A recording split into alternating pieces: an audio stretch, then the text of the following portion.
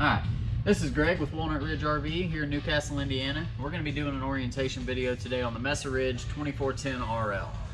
So we'll start up here in the front. We'll start with the LCI power jack. Pretty simple operation. You have an on and off switch for this light here, and then it's simple extend and retract from there. That'll help get you on and off your truck, and that'll also help level the coach from front to back. Of course, you have your 7-way cable to plug in your truck for lights. You also have a breakaway cable. When you're attached, you want to make sure this is attached to the truck somewhere. That way, if the camper ever does come disconnected, it will lock the brakes up on the coach. Your unit will have 2 7-pound LP tanks. Both of them are full when you pick up from us. Work fairly simple. So you have a regulator here in the front, and this is what they call a auto switchover regulator, and it basically has 2 modes that you can run on. You can either have one tank on and one tank off, whichever way you have. If you have this tank on, you want the lever pointing at that tank. And basically what it'll do is you just leave it on. It'll pull off this tank only. Once this tank empties, of course things will stop working. You'll have a little gauge in the front that'll go red like it is now. And from there, you can flip the lever to the next tank, turn it on, and then either take this tank, go get it filled, or you can run it the auto switchover mode. So you can leave both tanks on, and whichever way the lever is pointing, it's going to draw off that tank first. Once that tank is empty, that will go red again, but it'll automatically start pulling from the next tank whenever this one's empty. So that's a nice way if you're traveling with your refrigerator on gas. It won't shut off in the middle of your trip and your food end up going bad. One thing I will mention that we've seen, you never want to keep this lever in the down position. It will never pull from both tanks at the same time. Always have it one way or the other. Very important thing to remember. Any regulator, even if it's not this one. So, let's see, that's pretty much it. We'll put the cover back on. Of course, it slides back over the top.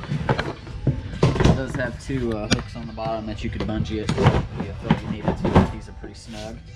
It has a flap on it so you can open it up and get down in there. Just make sure that flap is facing away from the camper, or facing the opposite way. That way the wind doesn't blow it up. Behind that, you will have a deep cycle, 12-volt deep cycle marine battery. There's this showroom camper, so we don't have one on here right now. That'll be hooked up and ready for you to use. The battery will charge anytime you're plugged into the vehicle or to the 30-amp cord supplied in the back. There'll also be a solar option hooked up to it that I'll show you when we get on the other side, that if you bought the separate solar panel that can charge that battery. The light that was on the front there has a switch here. It's just a simple on and off toggle switch. Then you have a large pass-through storage in here. The other side has a light. Let's see here. You have 4 stabilizing jacks on the coach. Those are a 3/4 inch crank, which is supplied usually in the storage or underneath the bed. Those are not levelers. You want to use those as stabilizers only. So basically, when you get to your campground, you level off your front to back jack, and then side to side leveling, you would need to drive up on links levelers or blocks or something like that. Once you get it level, you can drop those down so they snug up, and then you're done. You don't want to try to lift the camper with those jacks. Back here we have an Atwood 6-gallon water heater. This water heater is electric and gas, so you can run off your 30-amp power or LP if you want to. You can also run them both at the same time. That way, for a faster recovery rate, it gets hotter quicker, and then you can let the electric take over and maintain it. This particular one, all the switches are on the inside. There's none out here you have to mess with. So basically all you need to do is there's a drain plug. You'll have a drain plug in the coach that's inside on this one that you'll thread into here. That's a 15/16 socket. Thread that in there. You'll unbypass your water heater, which I'll show you where that's at, depending on the time of year. Turn on your water, whichever source you have, and then come out here and lift this valve up. The water will start flowing. Once it starts shooting out of this valve, you know it's completely full. That pushes all the air out. Close it, and then you can turn it on electric or gas, whichever you have. So, fairly simple operation. You'll also want to drain it every time you're done with it, just to keep that water fresh. You don't want to have stagnant water build up in there. So unless you're going to use it the next day, when you're packing up for your trip and it's going to sit for a week or so, just go ahead and open this valve up again to relieve the pressure, and then take out your drain plug, let it drain out onto the ground, and you can shut that when you're done.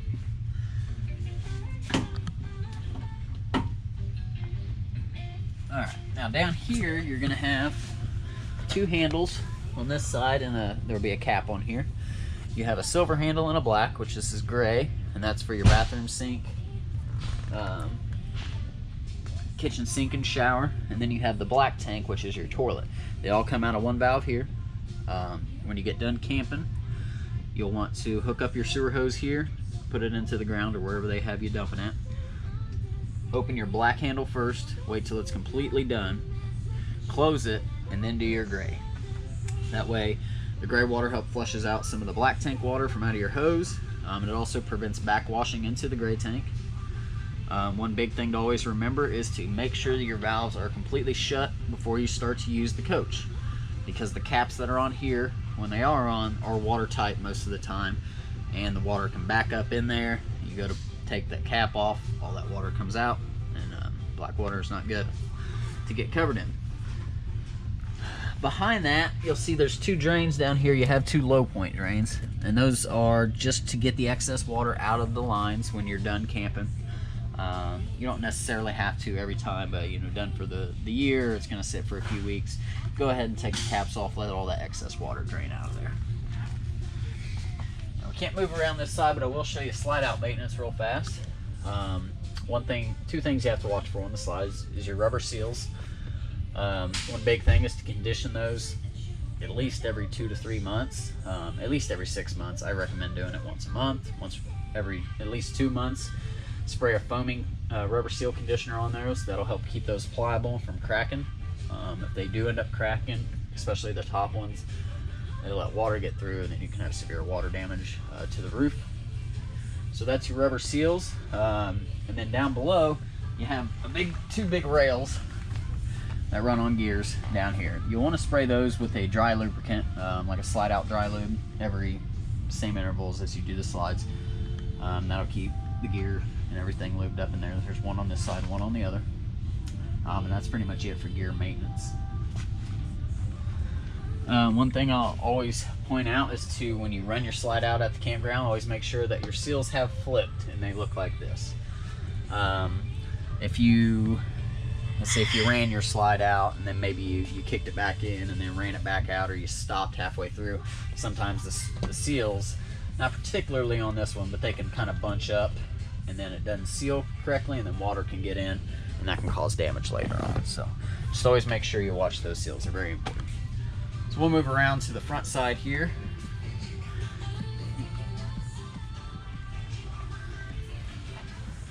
Right here at the corner, you got your solar charge option. So if you did want to buy the Furrion portable solar panel they have, that'll help keep your battery charged if you're boondocking or dry camping. In here, like I said, just pass-through storage, the lights in here, but you also do have a battery disconnect up here in the corner. So what this does basically is, when you do have a battery on the coach, this is basically acting like taking the negative off the battery. So when you're done camping, or you're going to sit at home, sit in the driveway or something, you don't want the battery to go dead, always make sure you flip this battery disconnect off, and that'll stop the small things inside, like the radio, your gas leak detector, from draining the battery. So that's always one good thing to have. It makes it easier than having to pull the cover off and pull the negative off every time.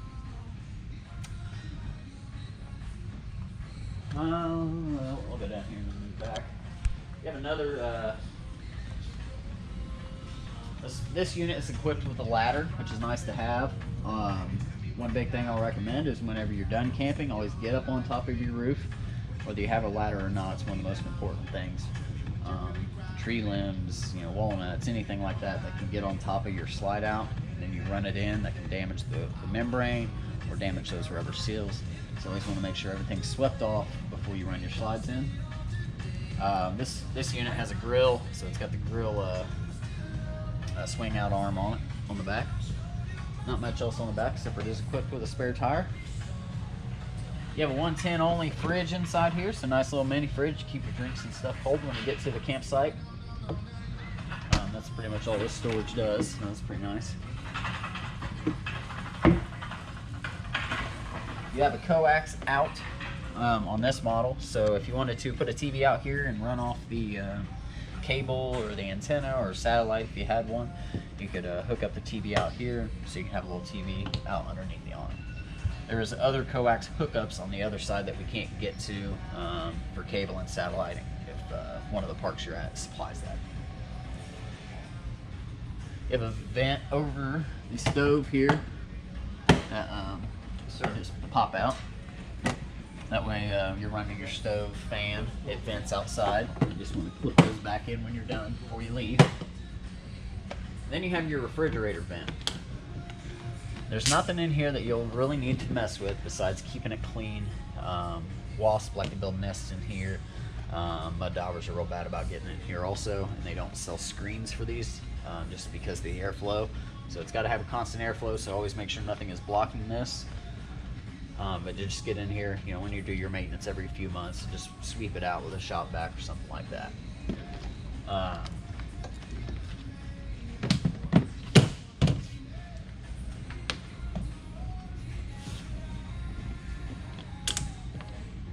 Put these back.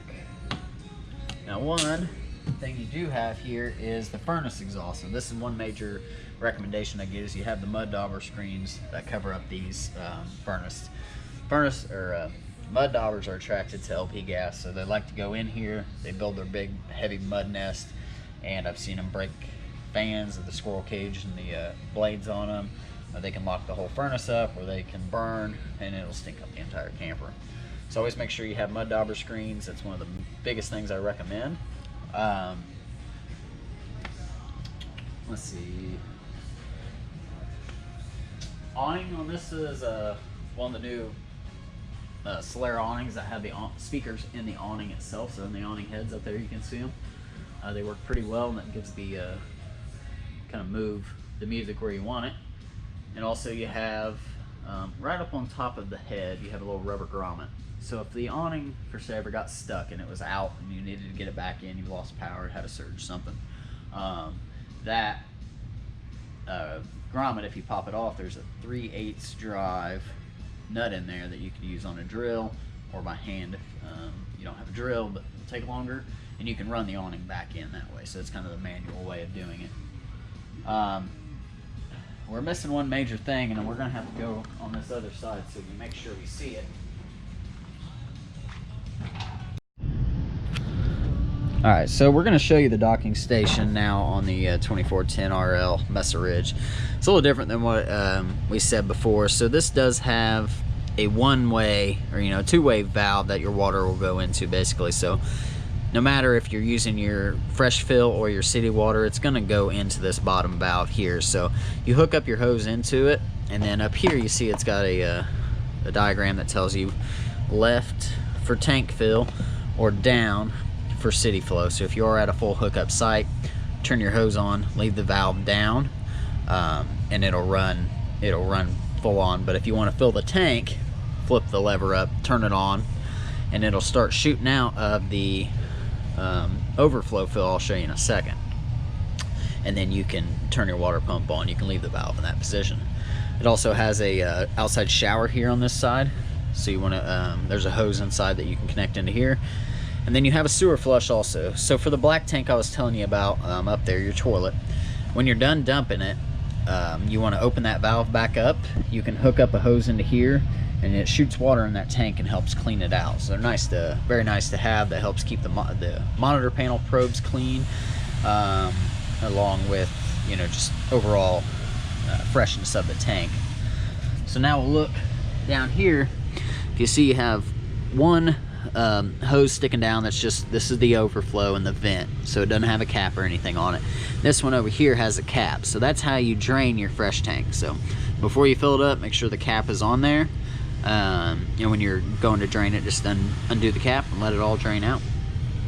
The only other thing in here is this does have a satellite cable coax, so this is where the coax is on these coaches. This door shuts. When you put your hose in there, you can flip these to the side.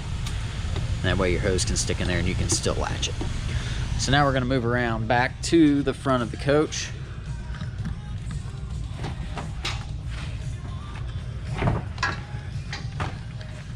that over. Alright. So back to the LCI solid steps. These are the newer offering that they have. These are one solid step that flips up into the coach. Locks itself in like that. So that way you don't have them folding out at the bottom. Pull your lever to get them out. Just always make sure your door is all the way open because it can scratch the door. Put them down. These are very solid steps when the legs are both down. So now we're going to come in and go straight to the left here and look at the whole monitor panel for the entire coach. Starting at the top, you have gray tank level, your tank levels. So you have gray 2, which isn't used on this particular model. They just use this same panel for all of them. Gray 1 is the bathroom, sink, and shower, and then black is your toilet. Gray 1 is also your kitchen sink. Fresh tank is if the tank in the back I just showed you that you can fill up before you leave. And it also has a battery indication whenever there is a battery on the coach and it's not plugged in. You have your slides in and out. We'll do that very last. I'll show you how they come in. And then you have your awning. So the awning is simple. Extend and retract. You can go out as far as you want. If you can't get it all the way out, that's fine. You can stop. You know, if that's all you want to go out, or that's all you can go out, there's a tree. But it's simple, go all the way out. And now another issue that I do see is people hit stuff like that, and they when they go to run it back in, they hit extend, and these awnings will roll themselves up the opposite way, and that puts a lot of tension on them. It's not good, and it can cause problems. So always make sure that you're using extend and retract to pull it back in. While that does that, I'll go over these buttons at the bottom. You have your water pump. So if you do use the fresh tank, once you get it full, flip this button on. You'll hear the pump prime. Once it gets water flowing to it, it'll stop. Of course, until you start using water again. If you're on direct city water connection, you won't have to use that. Just turn on the hose outside and go. You have your interior lights, which just does your ceiling lights here. Exterior light, which is the awning lights out there. You have your water heater for gas and electric.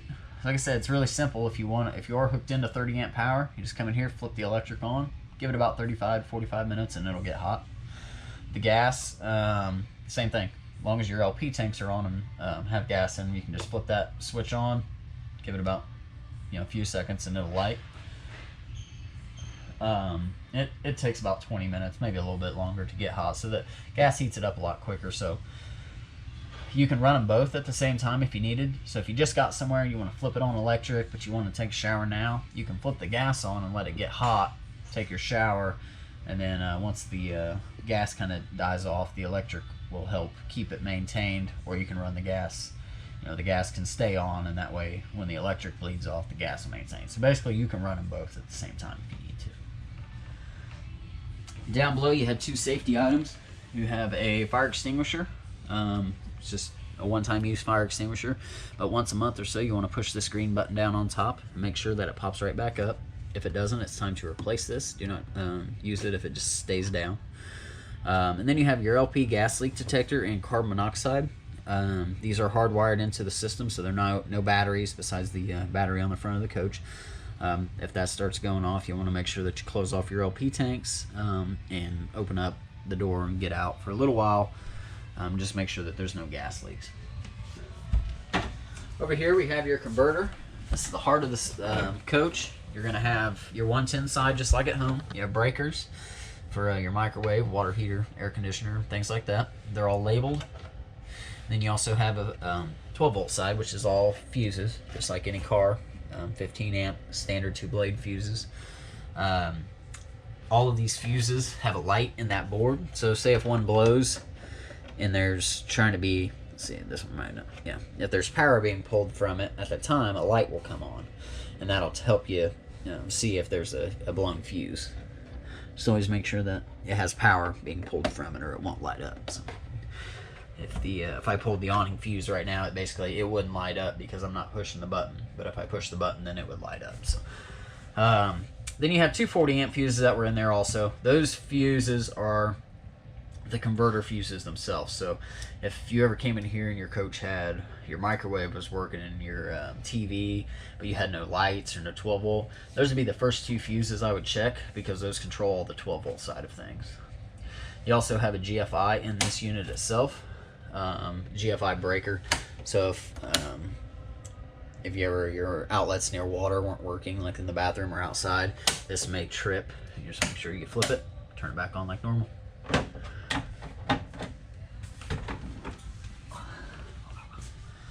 All right, refrigerator.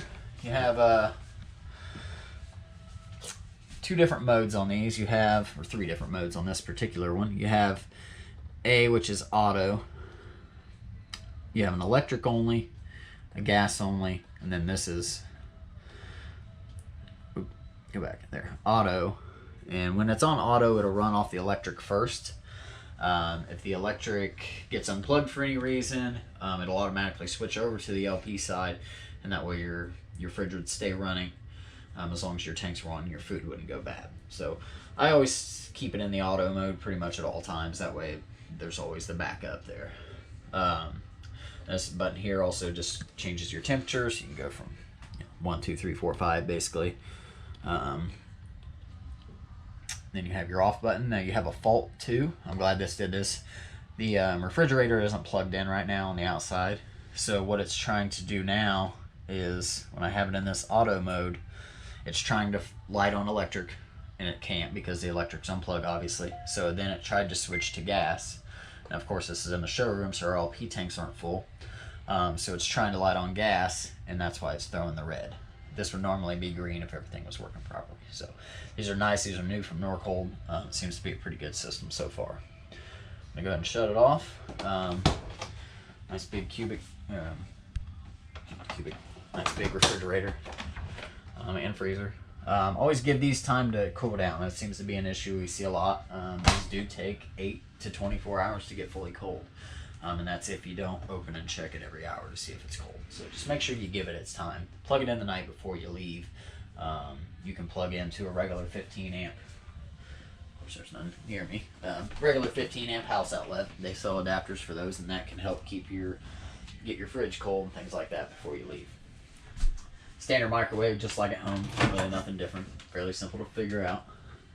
You have your light and fan over your stove here. Then you have your new Furrion cooktops. These have automatic sparkers on them now, so basically you turn it to light, and then give it a few clicks, and when you have gas, it will actually light. It's got a nice blue LED light. Looks pretty cool. And then you also have sparkers for the stove. So before you had to push in, hold the button, and then get your stick lighter and light that prong in the very back. Now you don't have to do that. You just hold the button, give it some clicks, wait till you see the little flame ignite. Once it does, keep the button held in for a few more seconds, and then you can let off and turn it to whatever temperature you'd like, and the bar will light up in a flame. That way you know it's completely lit. Let's see here. We have all these lights underneath the island here, just push button lights. They have these new theater seatings in here, which are really nice. They have heat. They have a light that comes off the bottom and in the cup holder itself. This also has a vibrating mode, so that's always nice at the end of the day to relax with some heat and some massaging. Let's see. Of course, they have outlets on that side. You'll see these throughout the coach. These are furnace exhaust, so they'll be blowing out hot air when you have the furnace on, so you know what those are for. The dinette breaks down. You can take this table off the pedestal and slide it in on the blocks there, and that can make a separate bed. Then you have your radio here. Really simple, easy to work out. This is Bluetooth. It's got DVD, CD capabilities, auxiliary, USB, all that stuff. The only thing really different is that you have this zone 1 and zone 2, and those are the speakers. So zone 1 is these 2 speakers here, and then zone 2 is the outside speakers. So you can have them both on at once, or whatever combination you'd like. So that's just one option you have. DVD will play through the TV, of course. We'll go ahead and shut it off for now. TV is fairly simple to work. You have you don't shut it off. One thing you'll need to know is every time you get to a new site you're camping in, if you're wanting to try to pick up any antenna channels, you want to make sure you go to, where's it at? Input, make sure you're on the TV, go to menu on the remote, scroll over to channels, and then just do an auto channel scan. Make sure that you're on antenna if you're using antenna, or cable and satellite box, whichever you're on. And then just let it do a scan. It depends on where you're at. They usually have a good 40 to 50 mile range, but it all depends on trees and everything like that. We typically get 35 to 40 out here in our neck of the woods. So, moving here, we have the pneumatic thermostat.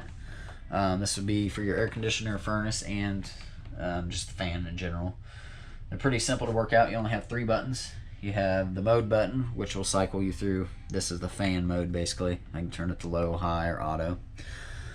Hit it one more time, it'll go to cool. I can go all the way down to 55 degrees if I'd like. From there, I can hit it again and go to furnace. I can turn that up to 90, I believe. And then the furnace will kick on as long as your LP's on. It's LP only on these.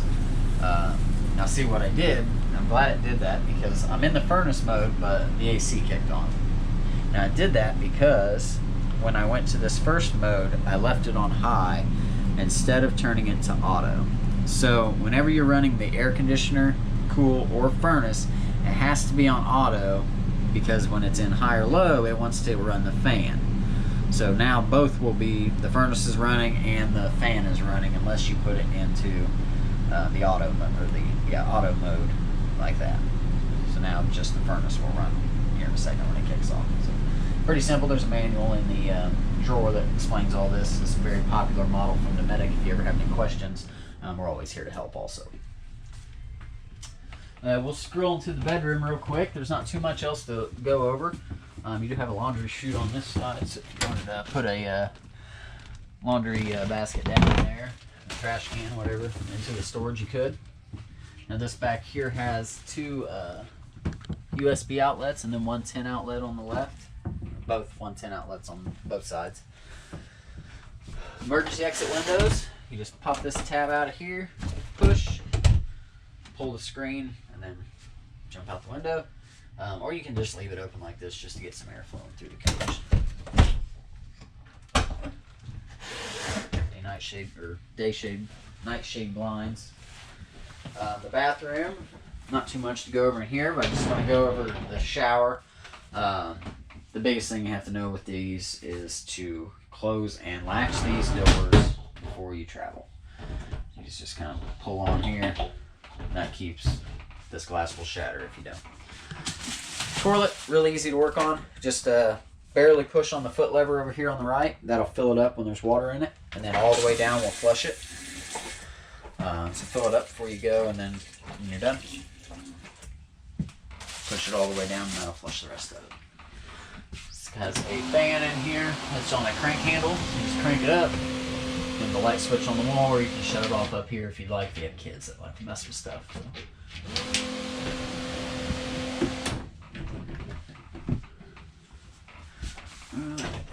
Let's see here. I believe that is everything. Oh, one more thing that's in this bedroom I missed is you have the booster for the antenna up here. So if you're not picking up any channels, you always want to make sure that the booster is on if you're trying to run off the antenna. If you're hooked into cable, you'd want to make sure that it's off because it'll cause interference. You also have a mounting bracket location here. It's got a stud back here that you could mount a TV back here if you wanted. So that's pretty much it. You do have underbed storage in this model, which I'm going to lift it up because of the glass. Drawers on both sides, a lot of nice his and her space, and the lights in here are controlled by the light switch on the wall, and then there's 2 underneath there, his and her reading lights. That's pretty much it for the orientation. Once again, this is Greg with Walnut Ridge RV, and we just did an orientation on the Mesa Ridge 2410 RL. See you next time.